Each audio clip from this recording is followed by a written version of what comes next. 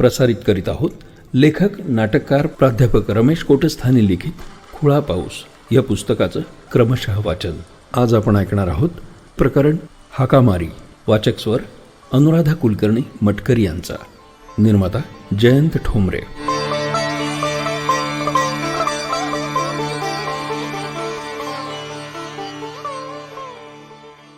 देवाच्या दरबारात मुख्य मानकऱ्यांव्यतिरिक्त निव्वळ यक्ष, गंधर्व, अप्सरा, किन्नर, ऋषीमुनी आदी सुंदर दयाळू मंडळी असती तर किती छान झालं असतं. या बाबतीत देवांनी मुळगावकरांना आणि फार तर दलालांना प्रमाण मानायला हवं होतं. हाती कमळ, वीणा किंवा सतार, चेहऱ्यावर मंद स्मित आणि वर किंवा आशीर्वाद देण्याचा आविर्भाव, मोर, गरुड यासारखी उमदी वाहनं आणि उपवन, आश्रम, वटवृक्ष, हिमालय यांच्या सानिध्यात प्रकट व्हायची पद्धत, या सगळ्या बाबी किती आश्वासक आहेत. पण आपल्या आवडीनिवडी निराळ्या आणि देवाचा न्याय निवाडा निराळा.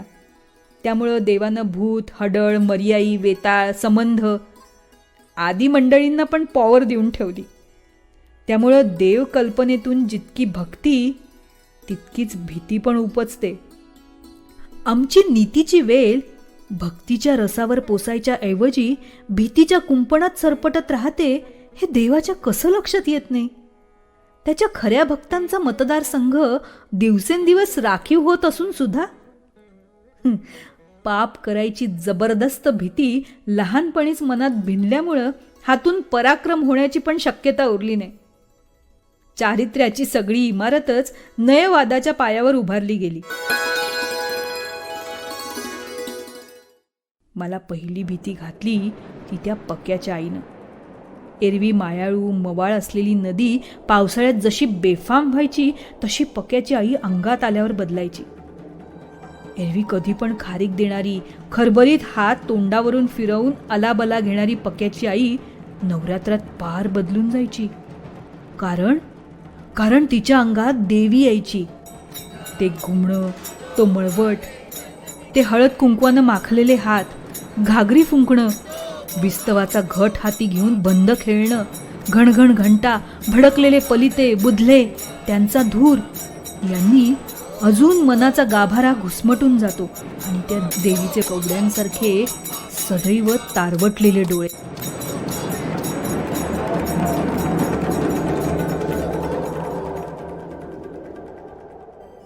पहिल्यांदा मी तिला पाहिलं ते देवीच्या देवळात. मी बहुतेक सर्व देवळात जायचो. मोहिनी राजाचं, मारुतीचं आणि पेठेतलं मार्कंडेयाचं देऊळ ही मुख्य देवळं. पण तिथे जायचं ते तीर्थ आणि प्रसाद मिळवण्यासाठी आणि नंतर खेळण्यासाठी. पण देवीच्या देवळात आईबरोबर गेलो होतो. नवरात्रातली कोणती तरी रात्र होती. तिथं इतक्या बायकांच्या घोळक्यात पक्याच्या आईनं एकदम घुमायला सुरुवात केली. ती आधीच काटकोळी, दातपडकी, उंचच्या उंच आणि त्यात आज भरलेला मळवट आणि मोकळे केस. सगळ्या बायका तिच्या भोवती गोल उभ्या राहिल्या आणि ती डोळे वटारून देवीकडे बघत घुमायला लागली. मला तर घामच फुटला. मनातल्या मनात म्हणावी तर रामरक्षाच सुचेना. मुठीत आईचा पदर घट्ट होताच वाटलं केव्हा ही देवी आपल्याकडे वळेल आणि आपला गळा धरेल. मी आळीपाळीनं दोन्ही देव्यांकडे भेदरून बघत होतो. तेवढ्यात मुख्य पुजारी आला. त्यानं देवीच्या पायावर नाक घासलं आणि देवीला कंठ फुटला. घुमत घुमत तिनं पुजाऱ्याला प्रश्न विचारायला सुरुवात केली. पूजेची आलास्था का होतीये?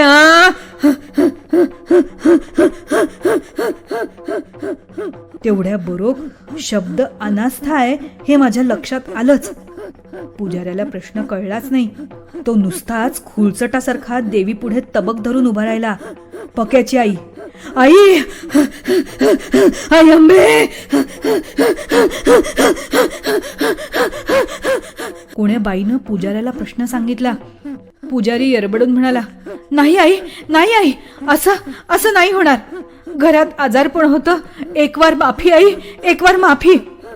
पक्याच्या आईनं कापराची वडी हातातच पेटवून तबकात टाकली. तिनं तबक हाती घेताच सगळ्या बायकांनी तिचं दर्शन घेतलं. आईनं माझंही डोकं देवीच्या पायावर दाबलं. मग बायकांचे प्रश्न सुरू झाले. मला तिथं थांबवेना. देवधर्माहून देहधर्म किती निकडीचे आहेत हे जाणून मी रडवेला झालो. देवीचे वटारलेले डोळे, समईची हलती ज्योत, धूर, तेलाचा दर्प, पानाफुलांचे ओलसर अस्ताव्यस्त ढीग, हळदी कुंकवाचे रंग, घणघण घंटा, हे सगळं त्या कोंदट गरम गाभाऱ्यातून मनात उतरलं आणि घाबरा होऊन मी बाहेर आलो. आणि देवीला आपली भयंकर पापं कळू नयेत म्हणून इथून पुढं अगदी चांगलं वागायचं ठरवलं.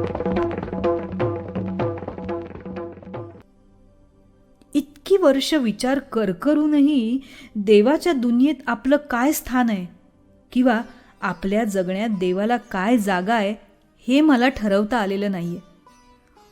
मुळापासून निघालं तरी इतक्या फांद्या फुटतात. फांद्यांवरनं डहाळ्या, त्यांना किती पानं, तितके देव, तितक्या कल्पना. तशा काही अगदी महत्त्वाच्या गोष्टी मला माहीत होत्या. उदाहरणार्थ, सोमवारी नखं काढू नयेत, उंबऱ्यावर बसून शीळ वाजवू नये, मांजर आडवी गेली आणि ती हमखास जातेच, मग 5 पावलं माघारी यावं, देवाला उलट प्रदक्षिणा घालू नये, 3 तिगाडा काम बिगाडा, या न्यायानं तिघे बरोबर जात असतील तर एक खडा बरोबर घ्यावा. हा दैनंदिन धर्म झाला. अधूनमधून कोणाचा जन्म, मरण, आपली परीक्षा, आजारपण असे गंभीर प्रसंग देखील येत. कधी गावच्या मठात कुणी गुरु, बुवा, महाराज येत. त्यांच्या कथांची देवकल्पनेला जोड मिळून अजूनच गोंधळ व्हायचा डोक्यात. त्यात मरणाबद्दल जाम भीती बसलेली होती. म्हणजे अंधाराबद्दल वाटते तसली भीती. अंधारात काहीही नाही हे माहीत असलं तरी एकटं पडल्यासारखं वाटतं आणि आवाजातून, स्पर्शातून आकार फुटतात. अंधारात मला माझीच भीती वाटते. मरणाबद्दल बोलायचं तर आम्हाला शक्यतो तिकडं कोणी फिरकूच द्यायचं नाही. माझे आजोबा गेले तेव्हा मी फार लहान होतो. तरी पण घर किती कोमेजून, काळवंडून गेलं होतं ते अजून आठवतं. नंतर कोणीही झोपलेलं दिसलं की मला वाटायचं हे माणूस मरून गेलंय. मग मी श्वास रोखून त्याचं किंवा तिचं पोट हलतंय का नाही हे माझ्याही नकळत बघून घ्यायचो. अजूनही घेतो. कधीमधी शाळेत जाताना अचानक तिरडी आडवी जायची. पण चिमाप्पाच्या बापाला मी पाहिलं ते सगळ्यात भयानक. मेल्यावर सुद्धा त्याला बसवून ठेवलं होतं. नंतर कधीतरी मी चिम्याच्या घरी गेलो तेव्हा त्यानं भिंतीवर फ्रेम केलेला फोटो दाखवला. त्यात मेलेल्या बापाला मध्ये बसवून सगळे समोर बघत होते. वा, कुणी मेलं की हातपाय धुवून गणपतीच्या देवळात जाऊन यावं एवढा एकच उपाय मला माहीत होता.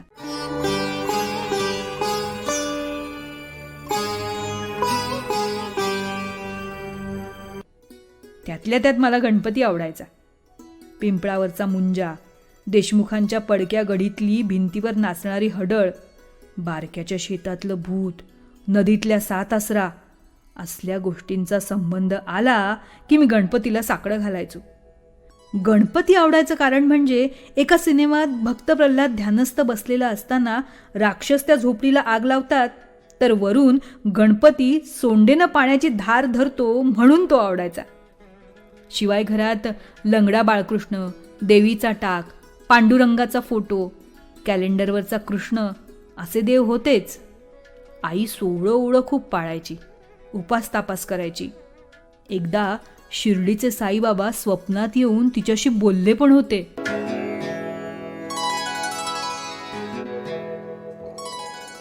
पण ही सगळी 33 कोटी देवांची वस्ती हादरून जावी असं एक जबरदस्त संकट गावावर आलं. गावात हाकामारी आली. आम्ही आमच्या वडिलांच्या हरणा मावशीच्या घरात होतो. वडील आणि त्रिंबक मास्तर मध्ये कंदील ठेवून काहीतरी कंटाळवाणं बोलत होते. मी वडिलांच्या मांडीवर डोकं ठेवून पडलो होतो. तिकडे चुलीजवळ आई आणि मावशी यांचं काही निराळच चाललं होतं. धाकटा भाऊ कोपऱ्यात गव्हाची पोती रचली होती, त्यांना गड समजून खेळत होता. वर चढून बसायचं आणि अलगद घसरत पुढे यायचं की धपकन उडी मारायची, मग पुन्हा पोत्यावर. तर त्यावेळी डॉक्टरांचा आसाराम आला आणि या दोघांच्या मध्ये बसला.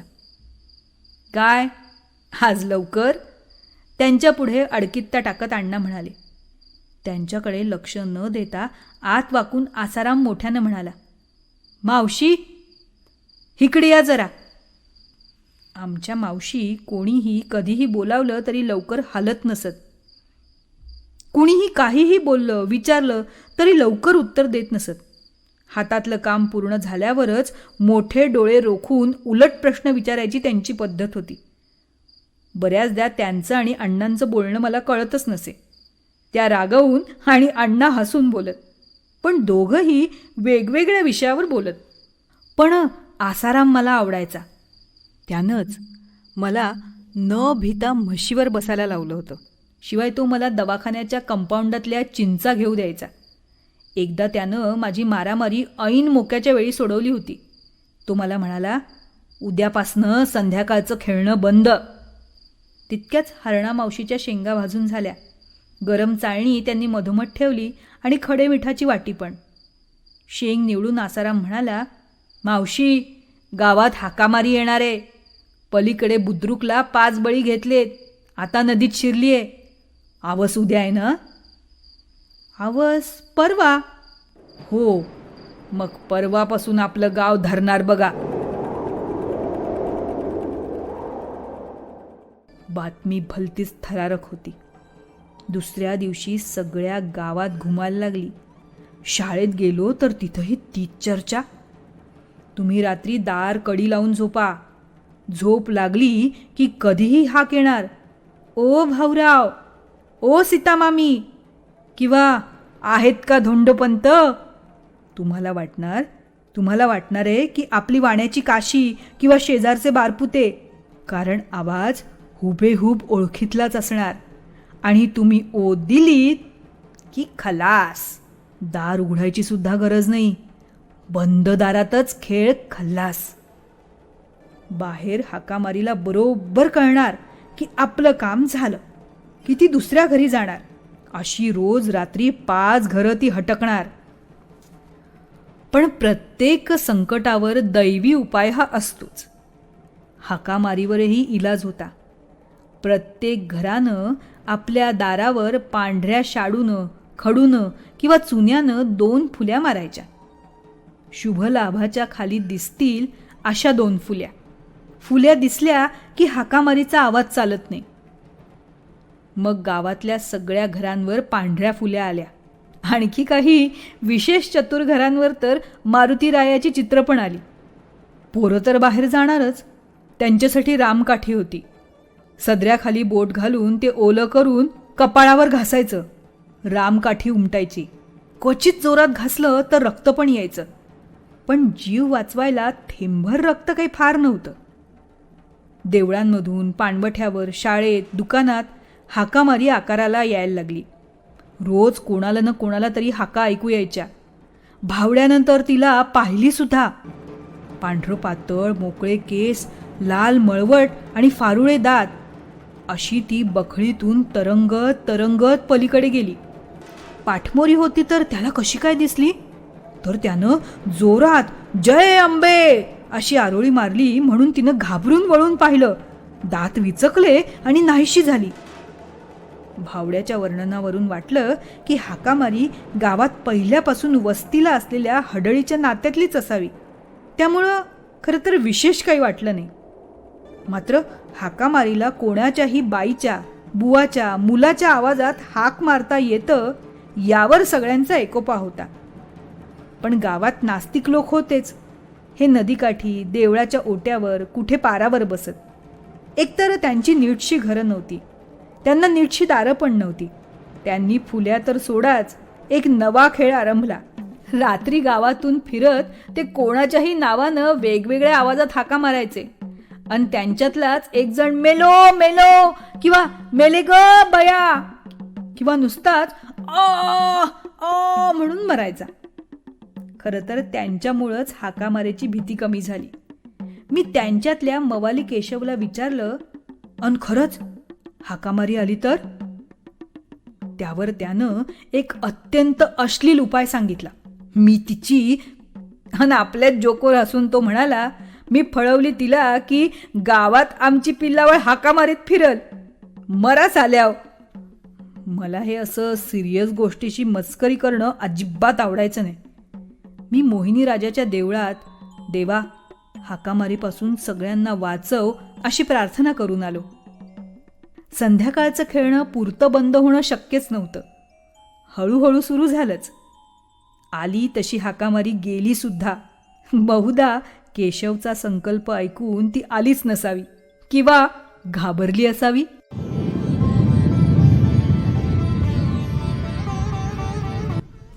लेखक नाटककार प्राध्यापक रमेश कोटस्थानी लिखित खुळा पाऊस या पुस्तकाचे क्रमशः वाचन आपण ऐकतोय. आज आपण ऐकलत खुळा पाऊस या पुस्तकातलं हाकामारी हे प्रकरण. वाचक स्वर होता अनुराधा कुलकर्णी मटकरी यांचा. निर्माता जयंत ठोंबरे.